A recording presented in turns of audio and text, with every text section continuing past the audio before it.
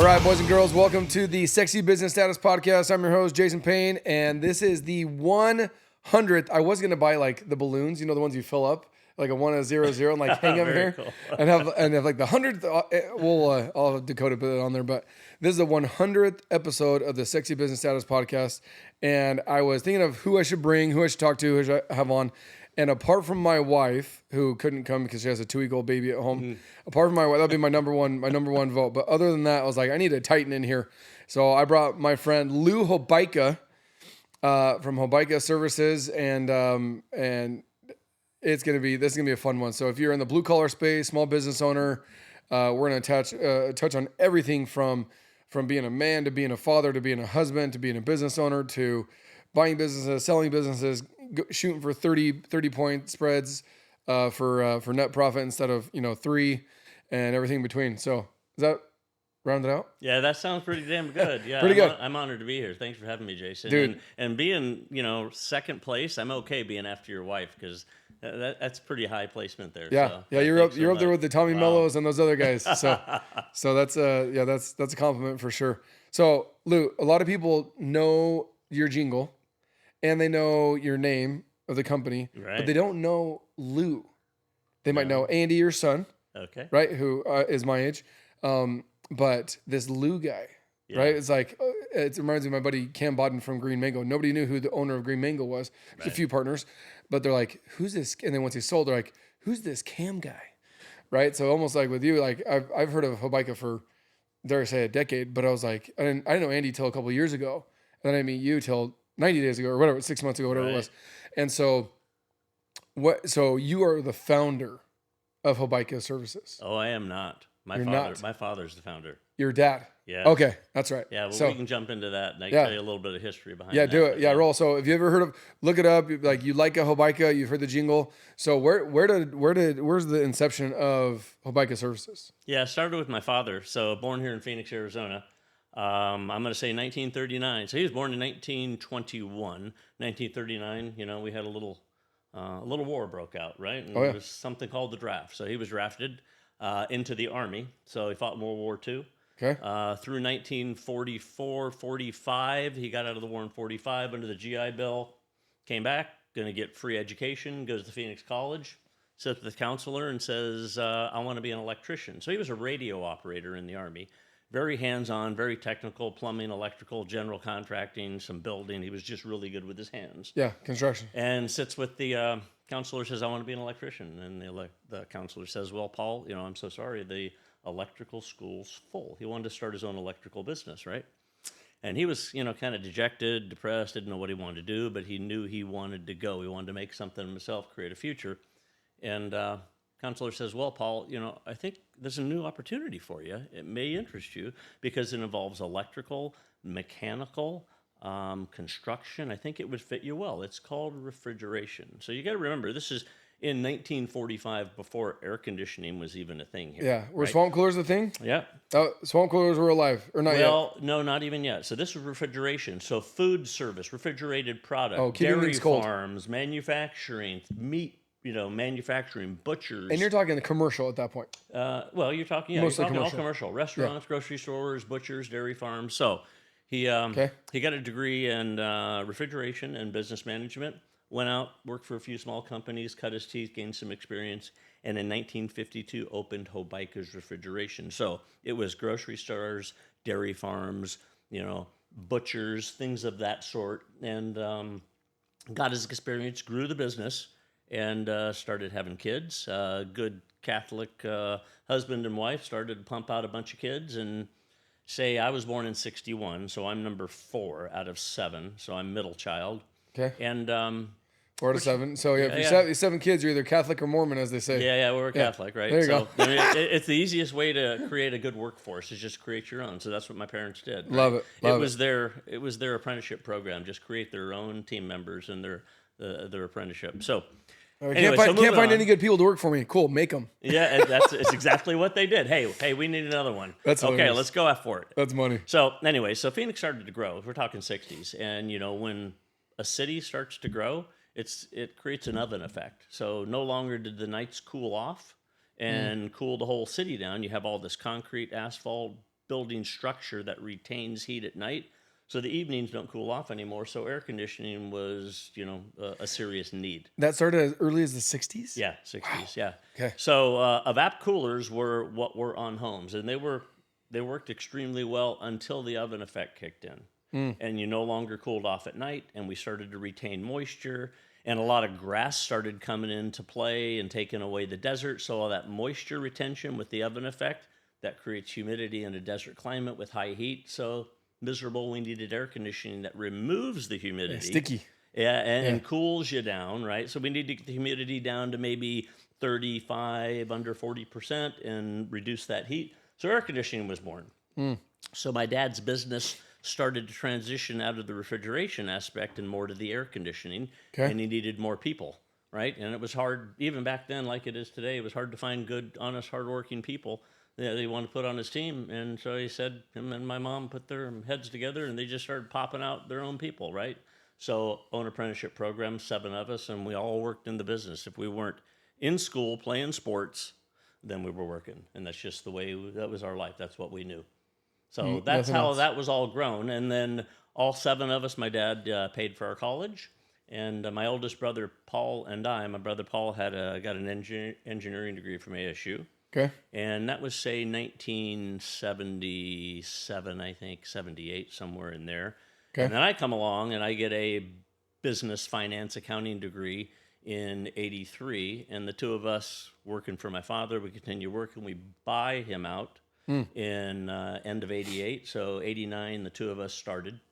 And at that point, I mean, so you're pushing 40 years at this point. Yeah. So, 89, we're talking 800,000 top line revenue, 8 people, and my brother and I were 2 of them. So a very small company. 800 gross. 800 gross, yeah. Top line revenue, not a lot. But even then, 800 was reasonable. But 8 people, and we were 2 of them. And we're 2 college graduates. He's an engineer. I'm a business major. And we want to grow this thing. And so we started to scale. Out of the 7, how many went to school? All 7 went to college. All 7? All 7 got degrees, awesome. Right? Yeah, cool. Different aspects, but we're the only 2 that went into the business. Yeah, went in and stayed. So we bought the business fair and square, had it valued, and street market value. We paid for it what it was valued at, so there was no other jealousy of any brothers and sisters and such. So at that point... Straight cash payout or like a seller finance? My dad held a note. My dad liked monthly payments. He liked a regular stream of income. Cash flow. Bleed him out. Yeah, exactly. So no, he gave us a loan, and it was a 10-year loan, and we paid it off early. But that's how we bought it out. Amazing. Yeah, amazing. And then so our goal was to really scale this thing, and HVAC's an excellent business in Phoenix, Arizona. But the reality is we're reliant on weather, and we only have so many hot months of the year, and we have no winter. I mean, it's December 22nd today, and it's just like gorgeous outside. Yeah, it's like 75. We had a Christmas party at my house last night. We all ate outside. I mean, it was just beautiful outside. No sweaters, no nothing. It was gorgeous, right? Absolutely. So the reality, what I learned early in my career with HVAC was, okay, there's 3 months of the year where you just kill it. Money pours in so fast you can't even chase it away. You can't turn it off, right? Sure. There's 3 months of the year you do okay. There's 3 months of the year you scrape to break even, and there's 3 months of the year you lose a boatload of money. Yeah. So those 3 months of the year you use a boatload of money, and the 3 break even just kill everything. So actually, I couldn't get past say 10% net profit was the best I could do back in the early 2000s with HVAC only. And I'm like, I got to figure this thing out. How do I get past to this grind of these break-evens, losing money?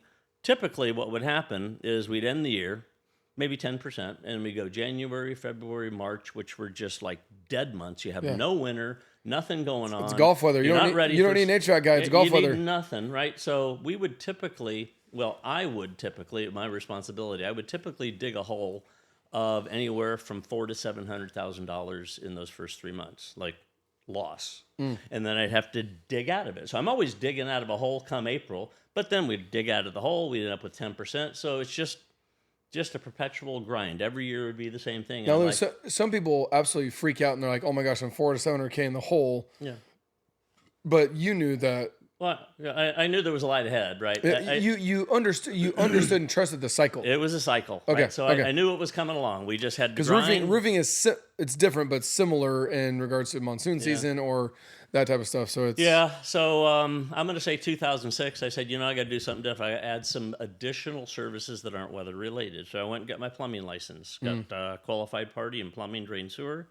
And eventually got my electrical, got general contracting, got security. So my goal was to create a multi-trade company other than just air conditioning so I could even out those hills and valleys. Like plumbing, drain, sewer has no ups and downs. You have some busier times, but it's always busy, right? Electrical's a little bit different. Yeah, you don't stop flushing the crapper. No. Just it's in the great months. You may flush it more during the holidays and parties, but you always need it, right? You always need water coming in, right, to live, maintain, supply, and then you always need the stuff going out. You got to get rid of it. So and it's always going to be breaking. Always. It's never not going to break. Yeah. Electrical, it's not as problematic. There isn't as much service need, maintenance need, so it kind of like goes on without even touching it. And there's times of the year when, it is weather dependent and create more business. With HVAC, it's got to be hot or it's got to be cold. Humid, hot, cold, brisk, and then you're going to need it. And if you don't have winter and when the heat's gone, you don't have a whole lot going on. So a beautiful thing happened in 2008, and I think it was fate. I don't think it was luck. And I knew that, every year come dig myself maybe 700,000. Actually, come 2008, I dug myself a hole because I had planned for like a 35% growth for 2008. So we were doing really well, right? Sure. Cranking. And we were just cranking. At this point, ballpark in revenue, what are you doing? I'm going to say we were doing right about 10, 11 million right at that time. Okay. And we were doing maybe 2.5 in like custom homes. So doing new a builds. lot of custom homes, new builds, right? Yeah. And we were doing some commercial TIs, things like that, a lot of residential, light commercial. And 2008, I set for like a 35% growth budget. And I dig myself a hole of $750,000, waiting for April. The party's going to come. And nobody comes to the party. April, dead. May, dead. June, nobody at the party. And I'm like, so we're here in 2008. 2008. So we're hearing low consumer confidence. You're hearing high inflation. We're hearing recession and, all this bad stuff. Foreclosure, short sales. Yeah. And then homes are starting to go foreclosed. And I'm like, this isn't looking good. No one's coming to the party. I need to start no longer scaling. We need to start bailing. So I just, I was very open with my team. We had about 65 on our team at that point. And it wasn't just our company. It was everybody, all companies, all consumers. Right? Okay, let me ask you this because you're going to keep going, but I have to stop you. But it's still hot. It wasn't like beautiful in 75 in June of 2008. Yeah. So there was some work there, right? It had to because it's just bloody hot. Some, but we're talking half of what you needed, maybe half. Oh, okay. So you're 50%. So I'm at 65 people, and I'm not going to grow 35%. I can't even meet where I was last year. There's no business. I mean, maybe I'm like half of where we were, right? So it's not coming back. I'm not digging myself. Toast. My hole's getting bigger. I'm $1 million in debt, and I'm like, I'm going to dig myself out of this thing. So I just got to lay it out. And then all companies were in the same position. Commercial wasn't doing a thing. They're shutting down. They're going out of business. People are losing their homes. And if commercial needed something, they would just close that part of the building down. They wouldn't use it if the air conditioning wasn't working, right? So they would just consolidate to an area where it was working. Yeah, right? They wouldn't spend any money. Residential, they'd figure out a way around it or not use that part of the house or use a little portable air conditioner. Yeah, that's a real thing. Yeah, that's a real thing. They just had to dig especially down if you deep. have 2 units, like, dude, go sit in all the bedrooms instead of, or the common areas. Or they go to Home Depot and they buy a little portable on wheels or something like that or throw in a vac cooler in. They just make do. Nobody was spending money. Yeah. So I'm like, okay, this is not good. So in 3 months, we went from 65 people to 28. I didn't fire anybody. I didn't let anybody go. Everybody just decided to do something because I said, hey, we're going to have to go to, a maximum of 30 hours per employee, we're going to have to minimize, really, tighten our belt here. And so people just did other things, right? They moved on. They did something else. They moved to another state where there was an opportunity. They figured something else out. Yeah. So actually, it was a blessing in disguise, and I call it fate, because it allowed me to really dig into my business and figure out what wasn't working and what was working, and put my financial intelligence really to work, because I'm very mechanical, understand all ins and outs of the trades, hands-on, whatever you need to do, Sure. and walk the walk, do any and all of it. But I understand the financial picture as well. So I was able to you went to school for finance. Yeah, okay. Finance, accounting, all that. So I dug into every business avenue to determine, like, where am I making money and where am I not making money? What's good, what's not good, right? Sure. And I figured out that, okay, HVAC, of course, it's all weather driven. I need to even out the hills and the valleys. But what areas, if I'm on a multi-trade to be able to even out the hills and valleys, so we never have those down or those break even, those big loss months. But what can I do to be able to maximize my profitability throughout all of my business? And so what I determined was, following my cost of business, all of your costs of business operation follow labor. They don't follow materials, equipment, parts and pieces. They don't follow that. Very little follows that. It doesn't take a lot to manage and support all this stuff. It takes all of your money to support the people. So in reality, in a home service... A piece of equipment doesn't have a period, no offense, doesn't have vacations, doesn't have a baby, doesn't have any of that. Doesn't drink alcohol. Doesn't need medical insurance. Doesn't do drugs. Yeah, it doesn't need bennies, doesn't need vacation, doesn't have sick days. No, doesn't have any of that stuff, right? We can stop there. Yeah, Bam. It doesn't need insurance. It doesn't need any of that stuff. Yeah. So at that point, what I determined calculation-wise, every dollar of labor I spent carried with it $3 of overhead. So every dollar of labor I sold, if it's a high dollar labor-intensive job, had $4 of direct costs, $3 of overhead, and $1 of labor. So $4 of cost. So it's hard to make money with that. Sure.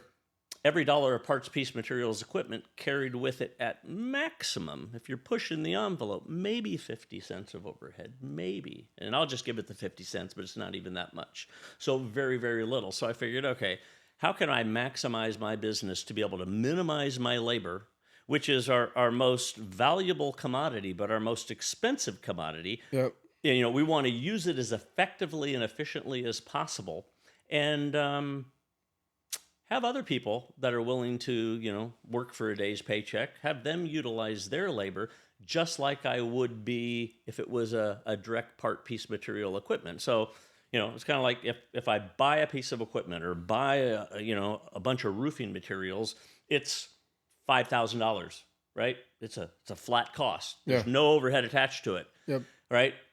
It's no different than if I pay a subcontractor to do part of my job, like digging, trenching, backfilling, concrete, insulation, duct cleaning, all these labor-intensive facets, right? So it's no different. If I pay them that flat fee of $5,000, it doesn't carry any of my overhead. Yeah, you're not paying labor burden. You're not paying... No, I'm not paying anything, You're not paying workers' comp. It's just like equipment. So I said, you know what? Let's just maximize the effectiveness and efficiency of our labor, our people, our personnel, and minimize the amount of labor that we're utilizing with them so we can manage a smaller staff with higher revenue equals more profitability. So it comes down to revenue per employee, and that's really the most critical factor so revenue per employee in a home service or light commercial residential type service business.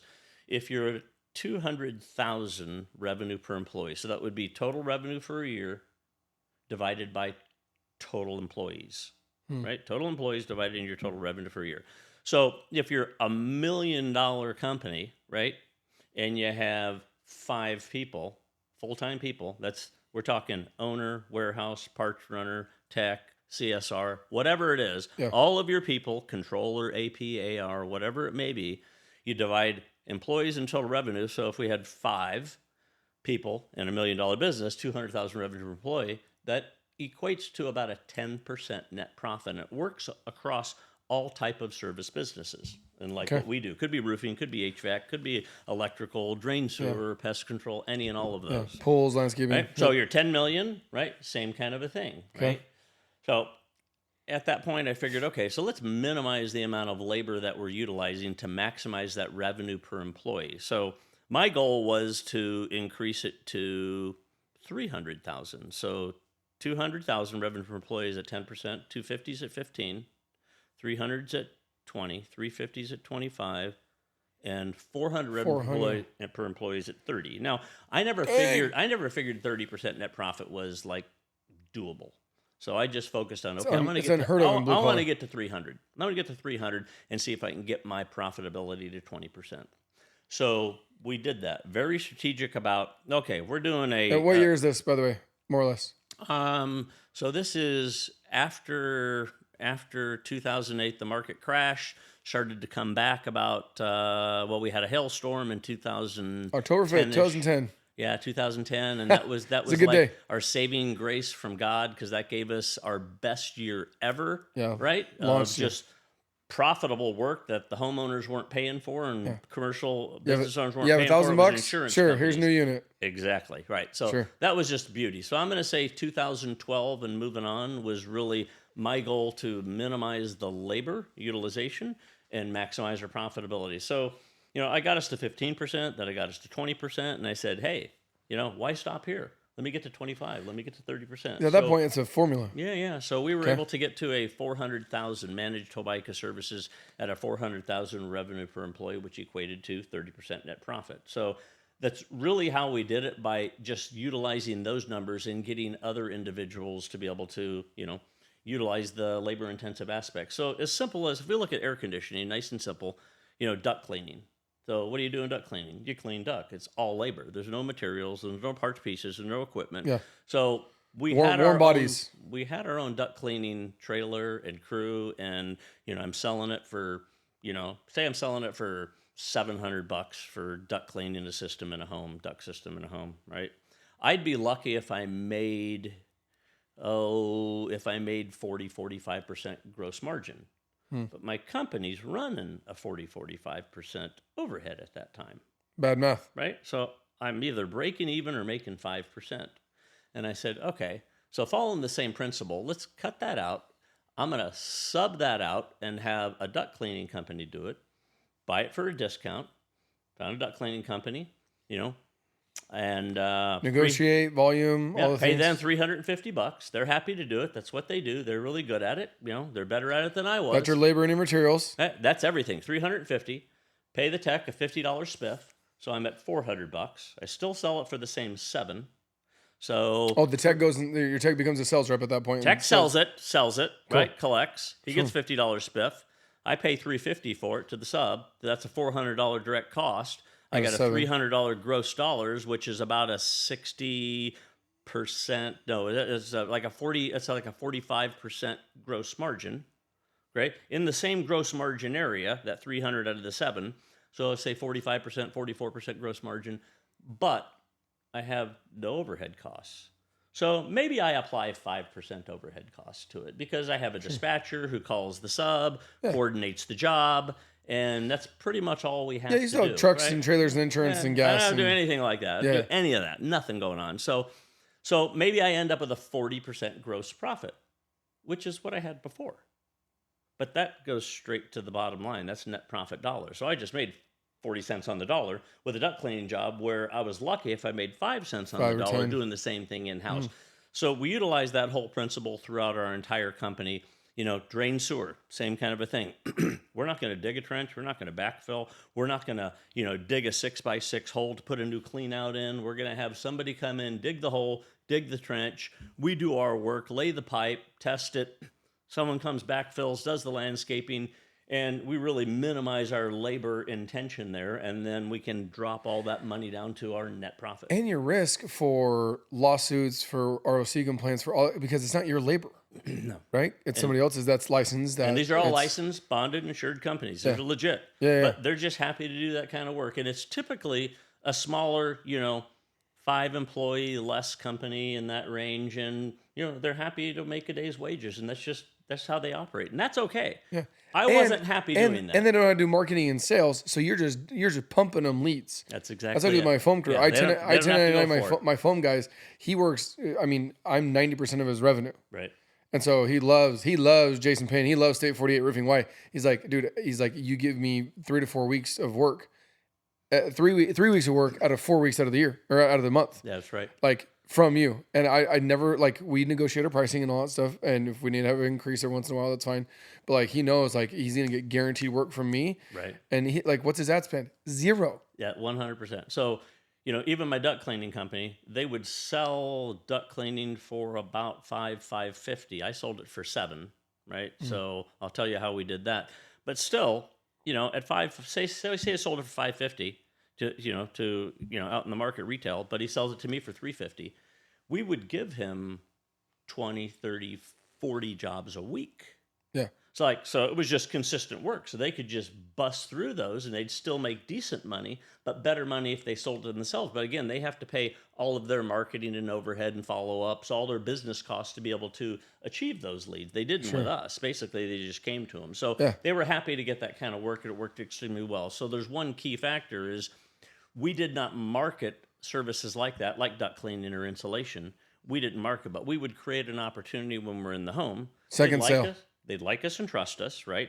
And they would buy from us right then and there. If somebody's calling on the phone and asking us, like, duct cleaning, how much do you charge? We would never sell it, right? Yeah. But we would sell it because they bought us and they'd trust us and they'd want us to take care of it when we're in the home. Sure. So the price tag really wasn't an issue. Because you're already there, the trust is there, the value's there. And it's like, it just is 100%. They said that your easiest sale is a second sale. Yep. Right? So you're already in there for the HVAC or the plumbing or electrical call. Hey, by the way, like, when's the last time you had your ducts cleaned out? Yeah.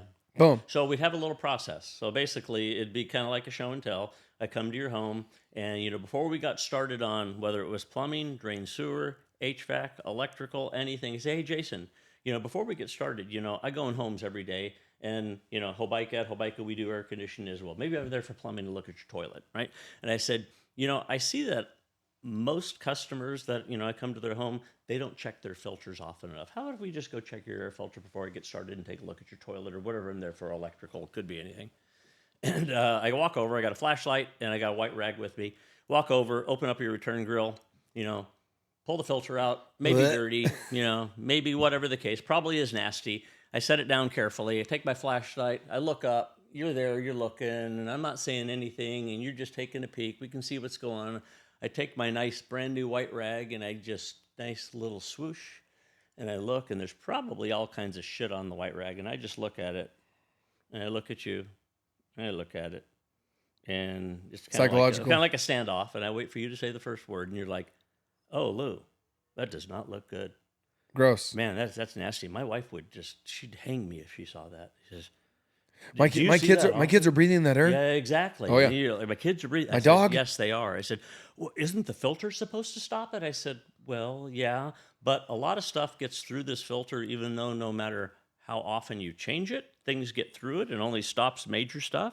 Sure. So, then you're going to say, well, what can I do about it, right? So at that point, that's when we offer duct cleaning, indoor air quality, and so we're able to upsell on those things because it's something you need, and you like us, you trust us, and we were there for electrical, for plumbing, for a wine cellar, for HVAC. I don't care what we're there for, but we do that on every call. So my son Andy, even on a sales call, Andy doesn't even have the customer sold on anything. He'll do that same thing.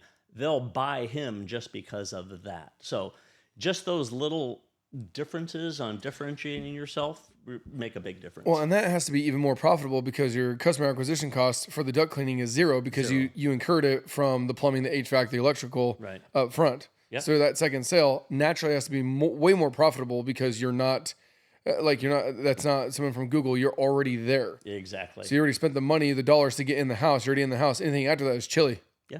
And you just think about your, $20, $30 an hour tech who's there that just made a $50 spiff on that duct cleaning or whatever, or on insulation or an IAQ, or on, could be plumbing, drain, sewer, electrical, anything that we have to be able to offer an additional solution while we're there, right? So they're just making bank to be able to meet their personal needs and their family and their life. Options. Yeah.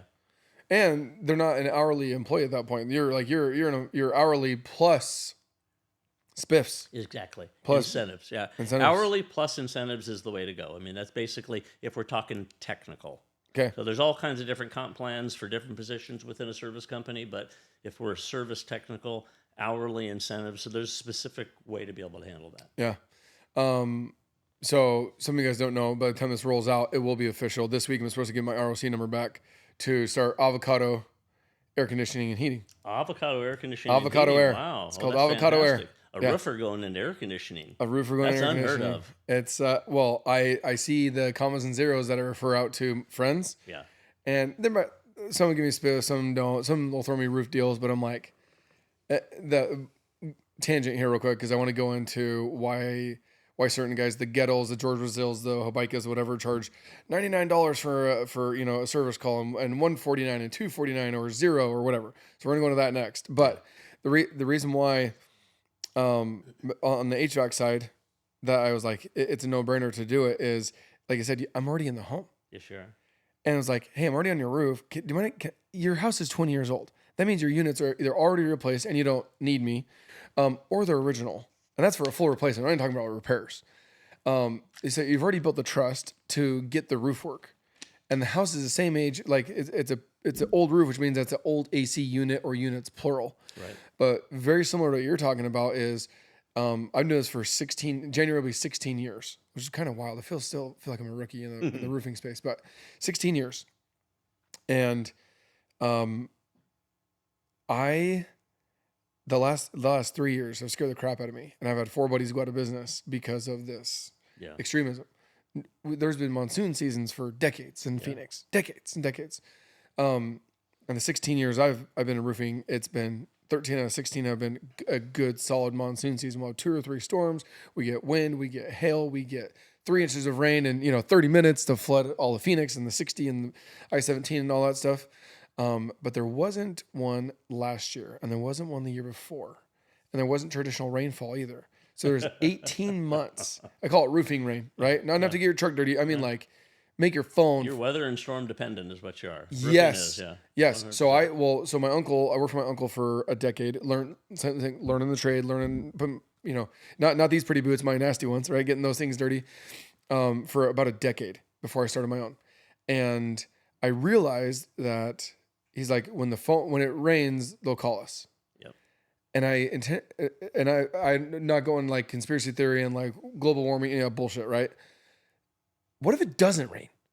Or what if it doesn't rain as often? Or what if monsoon season doesn't come? And this is not the last 2 years. This is like 5-10 years ago. I'm like, if it rains, that's great. But then everybody becomes a roofer, right? Just like when it's hot, everybody becomes an HVAC guy. Everybody becomes a tech. Well, in 2008, it never rained.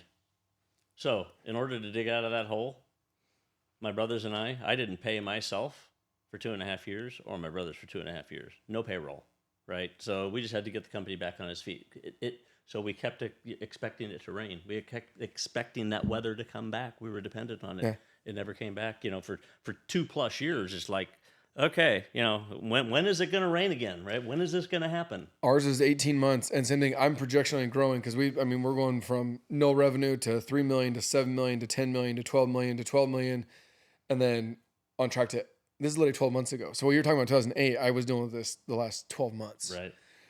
And I'm like, not firing everybody, but I'm like, I'm like going through every single freaking dollar from marketing expenses to overhead expenses. Like, we got to cut this, move this, do this, shave this, even if it's temporarily, right? Not forever. And realize that because my company is built to do $1 million a month with no rain. Now it's a proven.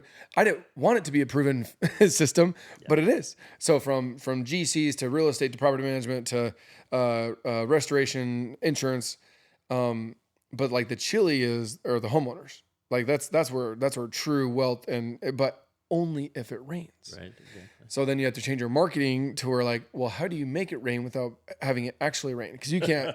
Because God will answer so many phone calls to give you rain in Arizona, right? He's like, hey, but today's not your day, Jason. Call back tomorrow, right? For rain. Yeah, it's a different kind of a call too. So you're calling out to make things happen. That's not somebody that needs you and wants you necessarily, like they do when it rains. They have to have you. Yes. So it's a totally different close, totally different ticket, totally different customer. Different approach. Well, and what with HVAC too, when HVAC goes out, when your unit goes out, it gets hotter by the minute. Yes, it does. And the hour.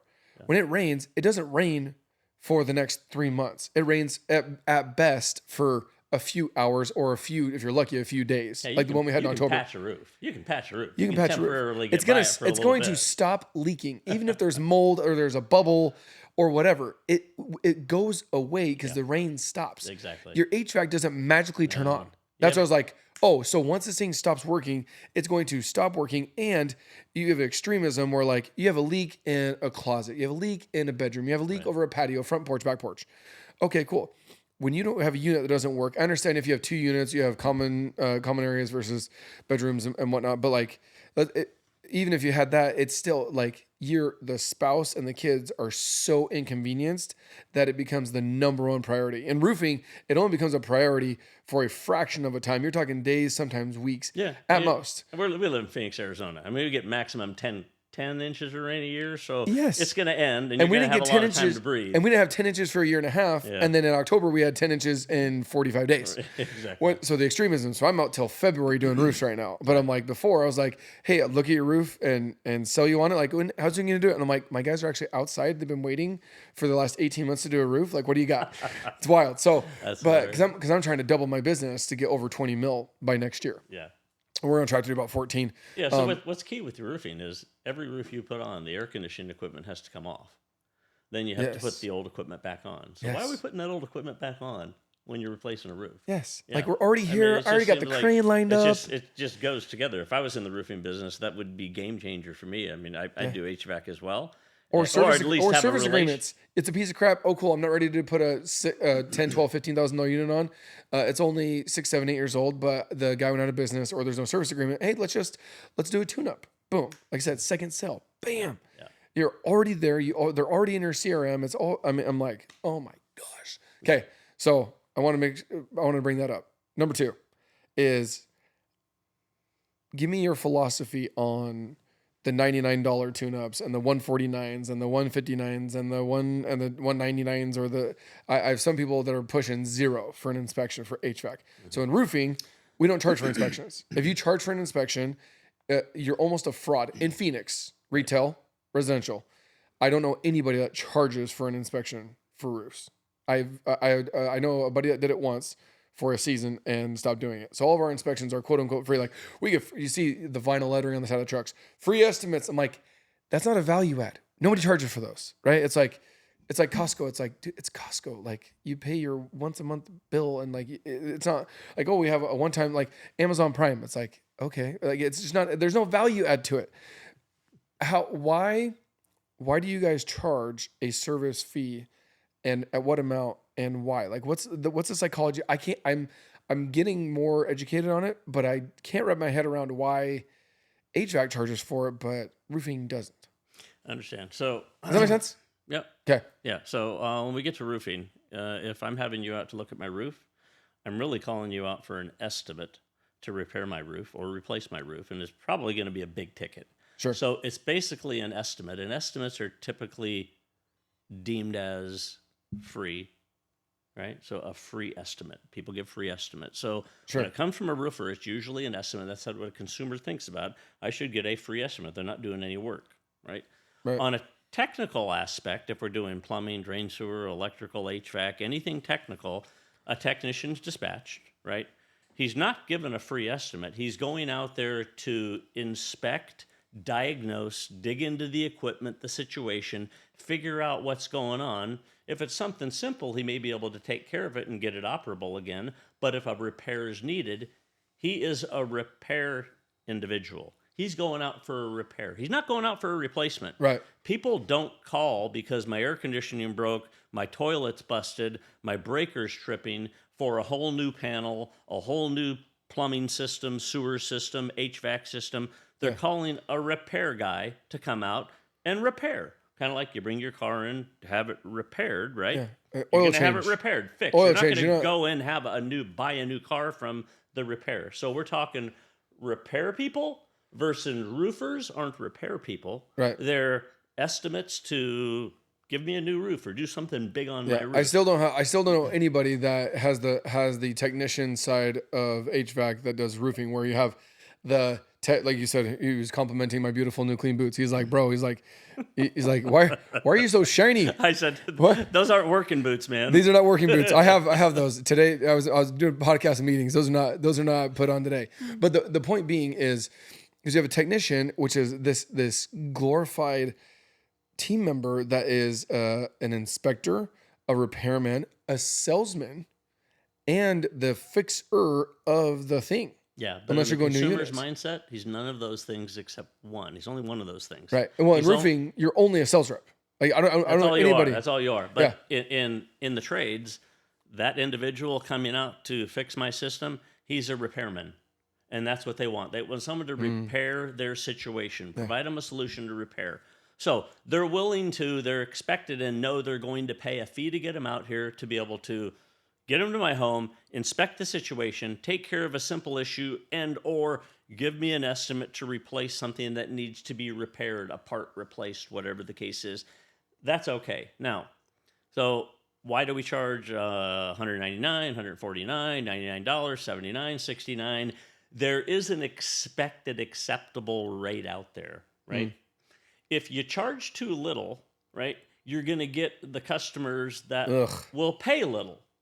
So there's a border, there's a balance there. You charge too much, you're not going to get the opportunity for the call. Yeah. So when it comes to HVAC, $89, $99 is a good service fee. I don't call it a diagnostic fee because most homeowners are like, I know what the problem is. I already know what it is. I don't need you to come diagnose it. This is broke. I can see it's broke. Yeah. It's leaking right there, right? They know the issues. They don't want to diagnose it. I just don't know how to fix it. It's a service call. So it's a service call fee, and we'll apply it towards the repair, you know, if a repair is necessary. And this is as simple as we do. So we charge $99 for HVAC, electrical.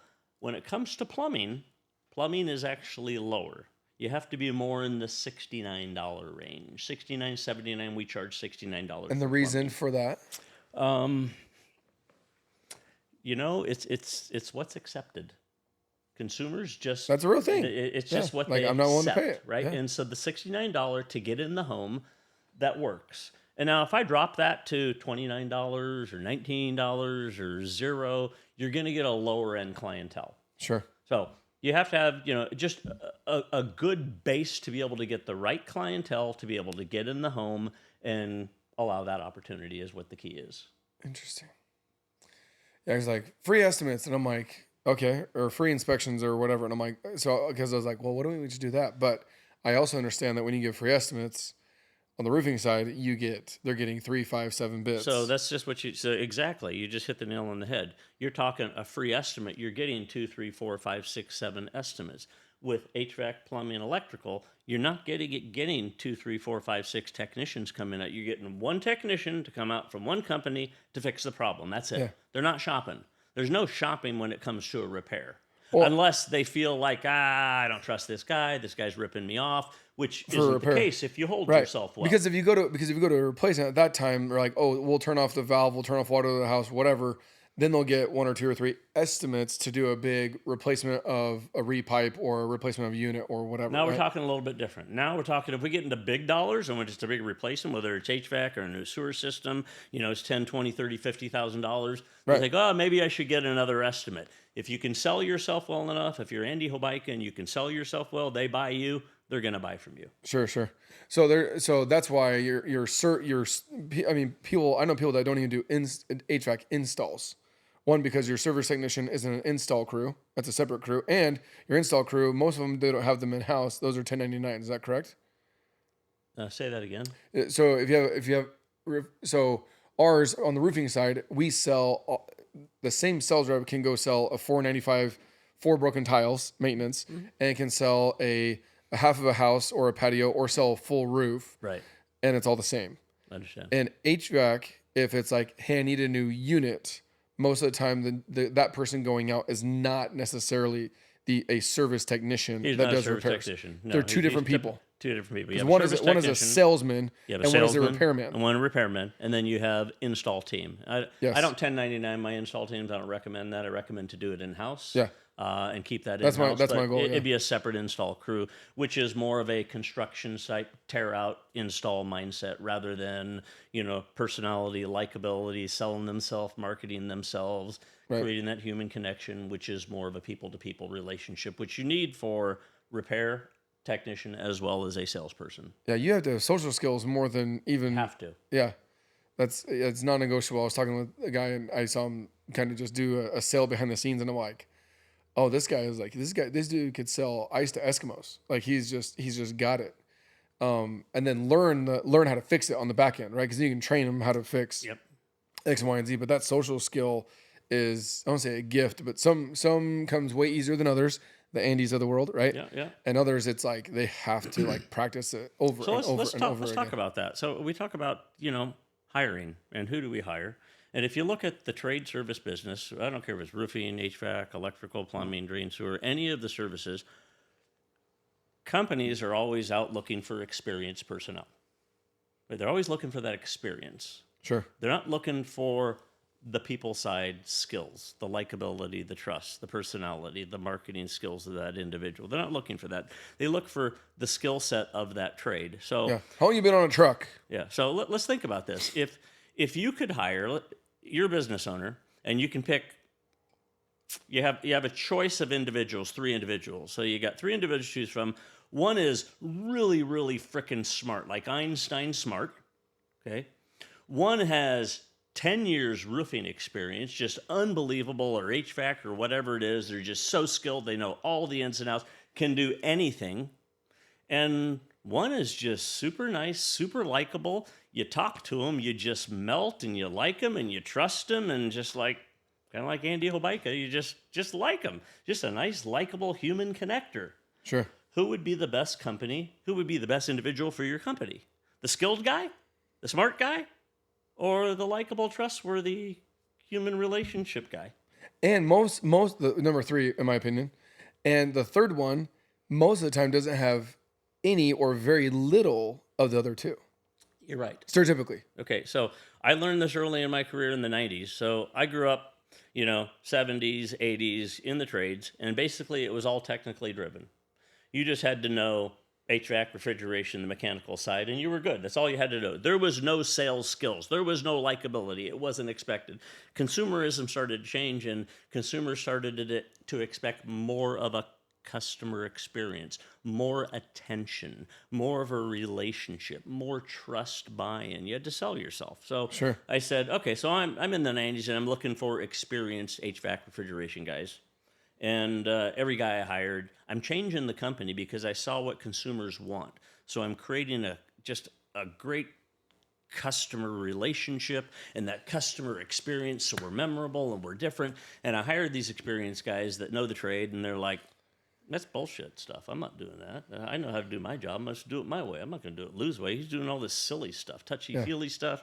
It doesn't make any sense. I'm not going to do it. Ask you what kind of coffee you want on the way to the house. So good. By the way, booties on? Yeah. You want me to have a discussion with them about their kids and their dog? For 30 minutes before you even talk about X problem? Exactly. Yeah. Right. So you want me to do all these extras. You want me to ask for a 5-star review? You want me to ask for referrals? You want me to offer other products? And I'm just there to fix the problem, right? So I couldn't get them to do anything. And I'm like, you know what? I'm going to quit hiring these guys with experience. I'm just going to hire, Jason. And Jason's just a nice guy. He's likable. He's trustworthy. He doesn't know anything about HVAC, refrigeration, plumbing, drain, sewer, electric. Anything, but he's just a nice guy. I can teach Jason any skill and how to do it my way. Yeah. Right? That's easy to do. I don't care at what level of skill set competency you get to. If it's 1 to 10, if I can get you to a 4 or 5, I'm fine with that, just average. But if you're nice and you're likable and people trust you and they're looking for you for advice and you're their guy, they're going to buy anything and everything from you. So that's what I did. I started my apprenticeship program in the late 90s to create my own people. And I never looked back beyond that. So at that time, it took me a year to get Jason, from a know-nothing nobody, just a nice, likable guy, into HVAC or one of the trades. It took me a year. Then I was able to drill it down maybe early 2008 to maybe 6 months, drill it down to 4 months, and then by 2017, we drilled it down to 8 weeks. So whether it was plumbing, drain sewer, electrical, HVAC, any of those trades, in 8 weeks, I could take Jason, who's all thumbs, never held a tool, doesn't know anything, never been in Pretty attic, boots, never been on a roof, brand new boots, has clean boots, no tar, no nothing. In 8 weeks, I could get you out on your own in a van, doing maintenance, doing inspections, simple repairs, and starting you on your career. But the key is the customer likes you, trusts you, buys you. You're just nice and likable, human connector, and you're smiling, and you want to learn more technical stuff. So you're starting to learn from the other techs. You're selling stuff left and right. You're going back with the experienced guy to understand and learn how to take care of the work and install it and repair it. So, you're gaining ground, and pretty soon, if you started out in HVAC, in 3 months, I onboard you to a plumbing inspection. You start to learn plumbing, drain sewer, changing a water heater, servicing, changing angle stops, electrical breakers, running a new circuit. You start learning this stuff, but you all started from knowing nothing. So that's the best avenue to be able to create your own personnel, is just find nice, likable people, get them to do it your way, and then you can teach them anything. And so the key is every apprentice that I would hire, they'd know nothing, and I would never, so the apprentices would, so here's another key aspect, is the last thing you want to do is take a individual that wants to get into a trade or wants a career, right? And they didn't go to college. So let's think about, why didn't they go to college? Well, they probably sucked at school. They hated school. They hated sitting in a classroom, listening to a lecture, listening to a teacher, taking tests, reading books, writing. They didn't do anything like that. They didn't graduate from high school. So school's not their thing. So why do we stick them in a trade school program for 6 months, a year and a half, and we just set them up for failure? Why did we do that? It's just it's a silly way to go. You do the exact same thing. You just turn it. It's HVAC high school instead of the Saguaro High School. It's the same worst shit. thing you can do. So don't put them in a classroom setup. So what I do is I align myself with a video-based program to where in the daytime they're working and writing with another tech, getting hands-on experience. Just like if you want to learn how to do something, how do you learn how to do it? You go to YouTube, you watch a video. Oh, that's how you do it. Okay, I can do that now, and you apply your skills. Yeah. Same thing. It's hands-on. It's visual. So they're getting hands-on in the day. At nights and weekends, they watch little 15, 20-minute videos, take a 10-question quiz at the end of the video, and you don't get to move to the next video till you pass the 10-question quiz. And typically after watching a 15-minute video, anyone, even a technical guy, can take a little quiz at the end of that video. They can remember that. They didn't have to read, write, do anything like that. Nice and simple. So there's about 60 hours of that, of watching the little videos, taking these little quizzes. And once they're done with that, I send them to a facility for a week. It's 2 days in a classroom, 2 days. There's got to be some book work. To get their EPA or whatever certification, and then there's lab work out in the lab, working on equipment, whatever. It's electrical, plumbing, HVAC, right? Sure. It's actually, there's a location here locally that does that. And so after a week, they come back. I just get them tweaked a little bit, tuned up on our software. They're ready to go. And their 8-week process, now they're out on their own. So we just keep churning them through and developing new people all the time. And we let them choose the trade. So if they started in HVAC at 3 months, they know at 3 months they're going to learn a plumbing inspection, an electrical inspection, cross a wine cellar inspection, whatever it is. So we're going to cross-train all of their skills, right, to be able to allow them knowledge and understanding about all the trades we do. So they can walk in any home, they can inspect any and everything to create opportunities that may be there. I mean, why not? We're already there. We're in the home. Customer likes us and trusts us. And if they don't know about wine cellars, they're never going to sell it. Exactly. Because they don't have the confidence. You're in a home. I mean, why not take a look at it? They have no idea. They're like, oh yeah, like I'll call my buddy, whatever. It's so I love that those that watching. I mean, that's a $1 million nugget by itself. Because I see people right now, they're like, oh, minimum 5 years experience, minimum 7 years experience. And I'm like, dude, I was like, stop it, man. I was like, if you have experience, proud. Yeah, the valley is absolutely massive. So I do plan on doing another event this year. I would love to have you and Andy and my buddy Mike come back because I just had they're like, we only got like a sliver. We just gave them a little taste test, right? It was like, what, 15 minutes off the fly, off the cuff. So. They heard Andy. They loved Andy. They heard Mike. Mike's now pivoted completely. He's got his own garage door company. Yeah, he does. And my HVAC company will be up and running by then. Mike and I work out together every morning. Oh, really? We should see each other every day. Yeah, that's awesome. Yeah, Mike's a solid dude. So, what's the best way? So you have a coaching program as well too. What would be the best way for someone to get a hold of you, whether it's on social media or about your coaching program? What's the best way to get in contact with you? Yeah, so Facebook, Lou Hobaica, easy enough. Okay. Email, lou.profitmax at gmail.com. lou.profitmax@gmail.com. That's another easy way to be able to get a hold of me. Or on Facebook. Yeah, those are the simplest things. Yeah, that's what I would Love say. it. Yeah, if you're in the HVAC space, so shameless plug. He already sent me his stuff last week. I'm like, okay, I'm gonna look through his options, and I was like, you don't need to reinvent the wheel in any blue collar space, in my opinion. You need to go find the guys that have already either are doing it, and I mean it like up here doing it, the Tommy Mills of the world and those guys. Andy was telling me what they're going to do in revenue this year. Holy balls. I was like, goals, man. Yeah. That's exciting. But it's not just revenue. I mean, sure. Revenue is just the gun show. It's showing off your guns, right? It's just brag rights. It's really the profitability. So, I mean, I learned that early in my career back in that 2008 timeframe. Like, you know what? I'm tired of, this big adult daycare center. And even at 68 people with say 10, 12 million in revenue, as compared to 20 million at 30% net with 50 people at 400,000 revenue, I'd much rather have a much smaller adult daycare center with high revenue producing people that their take home pay is twice as much. They're happier individuals, family, they're grinding, they're getting where they want in their life, making their dreams come true. That's the big difference maker there. Love it. Love it. Ladies and gentlemen, Lou Hobaica, Hobaica Services, and how's the retired life? It's different. Yeah, it's different. So my coaching and consulting, I still do that. Keeps him quite busy there, but sure. A lot of grandkids, a lot of kids, helping Andy out, my other boys. I build cars, so like 60s, 70s muscle cars, so I'm a mechanic at heart. So I have an 8-car garage with a couple lifts in it, and I do all my own mechanical work. So staying busy. Corvettes, Camaros, Chevelles, all kinds of stuff. Just did a Mach 1 was my first Ford, but all 60s and early 70s. I'm a muscle car guy, and I'm a gardener. I've been gardening for many years. Have a greenhouse, have outdoor gardens, make my own jam, Lou's Badass Jam. I make about 400 or 500 jars a year. I give them away to friends, and I do a lot of different things. Just have fun in life. Yeah. Sure. Enjoy. That's awesome. Ladies and gentlemen, Lou Hobaica here. There's no fee for the show. It's not sponsored, any of that stuff. We just ask that you share it with a friend, like a family member, someone that's struggling, needs help, that could benefit from this. Go ahead and share it to them. And Lou, thanks for being on. Appreciate you. And we'll see you on the next one. Adios. Yeah, so much. Thank you. Appreciate you.